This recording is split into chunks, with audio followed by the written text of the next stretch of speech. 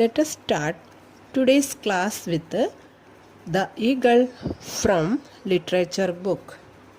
Let us know about the poet. This poem is written by Lord Alfred Tennyson. He was an English court poet during the reign of Queen Victoria and was given the title of Poet Laureate. His poetry is more than 100 years old but is popular even today.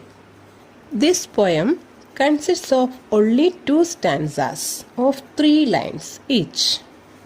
The poem uses figurative language like personification, simile, and imagery to make the eagle more than just a bird.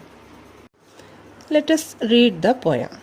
He claps the crag with crooked hands, close to the sun in lonely lands, ringed with the azure world he stands, the wrinkled sea beneath him crawls, he watches from his mountain walls, and like a thunderbolt he falls. The poem is about a lone eagle perched on the top of a steep rock in the sea. You know, eagles are large, powerful birds of prey. They have large hooked beaks and excellent eyesight. Eagles build their nest on the high cliffs or in tall trees.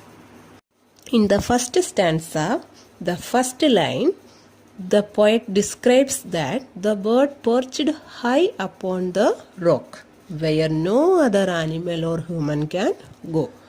The bird holds tightly to the rock with his crooked hands. Crooked hands means bent hands. Or we can say iron like talons. In the second line, the poet describes that he appears. Here he means the bird. Eagle appears close to the sun than to the earth due to the majestic height of his position. He is sitting high upon the rock. In the third line, he says that the bright blue sky forming the perfect background scenery around the eagle. That means he is circled by the blue sky. Here, azure means bright blue in color like a cloudless sky. In the second stanza, the first and second lines say that as the eagle watches from his high perch, he can see the sea moves below him. Beneath means below. Okay, he can see the sea moves from his high perch. The waves of the sea look like the wrinkles of a cloth or skin from that great height. It is not clear what he watches from that great height.